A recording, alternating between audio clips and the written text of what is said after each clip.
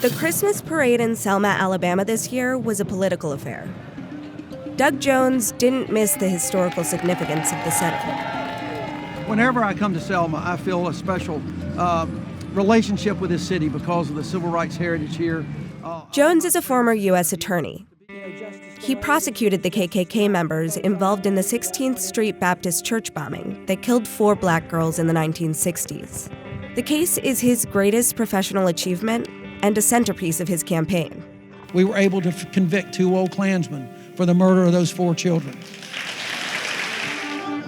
We gotta vote. We're not gonna die. Vote to live. Vote to live. Vote to live. Faya Rose Touré is a longtime civil rights activist from Selma who's working to get out the black vote. She took us to a part of Selma where parades and politicians don't usually go. This part of Selma is called East Selma. A major part of Selma, it looks like this. Yeah. And so many of our elected officials, you know, like when I was growing up, my mama said, put on your best clothes, show the best part of the house. Right. So politicians, unfortunately, want to show the best of Selma. I understand that.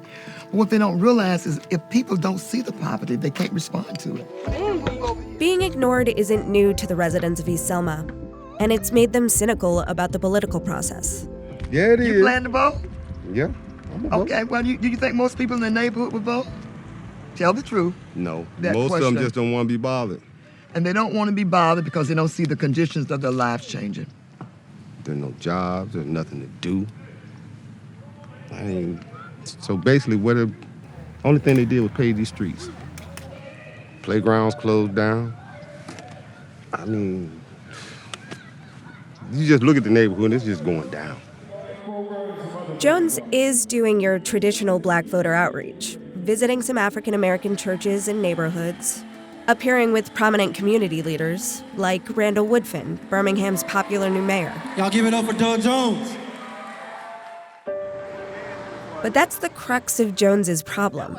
Democrats have done this type of campaigning for decades, and many black voters don't know what makes Doug Jones different from the generation of Democrats that preceded him. Are you gonna vote for Doug Jones or Roy Moore? Who, me? Yeah. Man, listen, I love to vote, and I would vote anybody. I ain't gonna vote for neither one. I don't know no Doug Jones.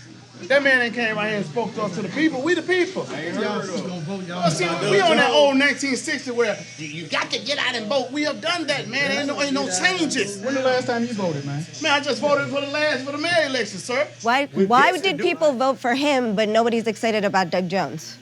Why would about Doug Jones? Oh no, they got answers for that. Give answers. Give answers. I don't hear about talking. Because Roy Moore done got found out here free. No, I don't hear about talking. Know about Doug Jones. No, but see what really. Jones has placed some ads in black media, but Faya says they're not enough, and she thinks that's intentional. I think the reason why they don't advertise on black radio and black newspapers is they don't want to turn off white voters. The fear there is that if you focus too much on black voters, white Republicans that might be up for grabs could tune out.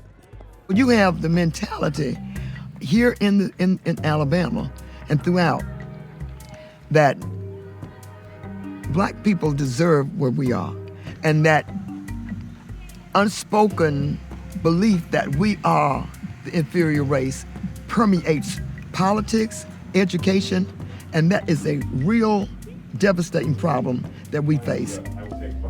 And Jones needs moderate white Republicans turned off by Roy Moore to win. So while he has proposals for criminal justice reform and speaks up about civil rights, My whole career has been about equality and justice. he also aired this ad, 3 times Colonel William Oates of Alabama led the Confederate forces which to take equated Confederate and Union soldiers. 2 sides believing so strongly in their cause that they were willing to die for it. And he's cautious when talking about race. Doug, you talk about yourself as a unifier who's dealing with these kitchen table issues, but don't black and white Alabamians face different issues? Of course they do.